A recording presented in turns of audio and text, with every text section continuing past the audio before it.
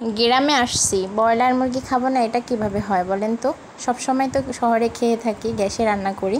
তাই আম্মুকে বললাম যে আজকে ব্রয়লার মুরগি রান্না করব। আসসালামু আলাইকুম এভরিওয়ান, কেমন আছেন সবাই? আপনাদের দয় আমরাও ভালো আছি। তো আমার আজকের রেসিপি হচ্ছে মাটির চুলায় ব্রয়লার মুরগি রান্না করা। যাই হোক, আমার ফোনটা একটু সমস্যা হতে মানে কালার কম্বিনেশনটা খুব সুন্দর আসে না ভিডিওর।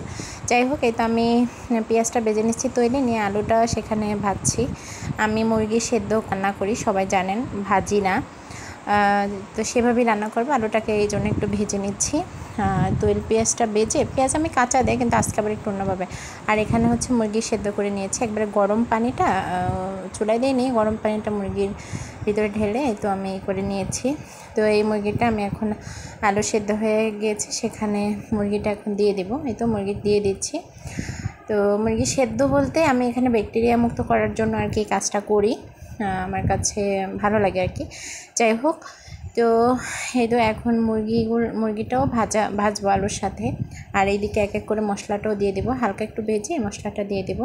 তো রান্নাটা কিন্তু মাটির চুলায় হচ্ছে, আর একটু অনেক ধোয়া থাকাতে কালারটা মানে হচ্ছে ভিডিওর কালারটা সুন্দর আসে না। আমি এখানে দারুচিনি, এলাচ, লবঙ্গ দিয়ে দিচ্ছি। তো এই তো একটু ভালোভাবে লাকড়ির জাল একটু মানে হচ্ছে কন্ট্রোলে রাখা খুব কষ্ট হয়ে যায় আমার জন্য। এখন আমি ভাজার প্রায় শেষের দিকে, অনেক বেশি ভাজবো না, হালকা 2-1 মিনিটের মতো। তো এখানে দিয়ে দিব আমি হলুদ পরিমাণ মতো। হলুদটা আগেও দিয়েছি, লবণ আর হলুদ দিয়ে আমি হচ্ছে আলুটা ভাজছি। তো এখন আবার তরকারিতে যে পরিমাণে হলুদ, মরিচের গুঁড়া, জিরার গুঁড়া, ধনিয়ার গুঁড়া দিয়ে দিচ্ছি। দিয়ে দিচ্ছি আদা বাটা, রসুন বাটা।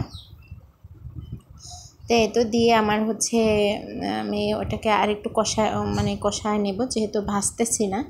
তো দেখতেই পাচ্ছেন কালারটা সুন্দর দেখাচ্ছে না ক্যামেরায়, কিন্তু আসলে কালারটা খুবই একটা মানে হচ্ছে সুন্দর কালার আসছিল।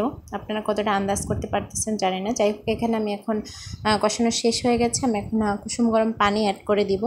এই তো পানি অ্যাড করে দিচ্ছি। আমার মুরগি রান্না তো এক ধাপ শেষ হয়ে গেছে। তো এখন একটু কালারটা মোটামুটি আসছে। এই তো এই কালারটা আমার তরকারিতে হয়েছে। যাই হোক, সবাই তো মাটির চুলার রান্না সম্পর্কে অভিজ্ঞতা আছে। তো এই তো আমার রান্না একবারে শেষের দিকে। তো আপনাদের আজকের রেসিপিটা কেমন হলো জানাতে কমেন্টসে জানাবেন অবশ্যই। আর ব্রয়লার মুরগি এক একজন এক একভাবে রান্না করেন, মানে হচ্ছে কে কীভাবে করেন সেটাও কমেন্টসে জানাতে পারেন।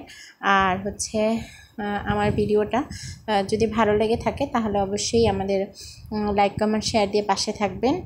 আর অবশ্যই আমি ভালো ভালো ভিডিও দেওয়ার চেষ্টা করব গ্রামের। আসসালামু আলাইকুম।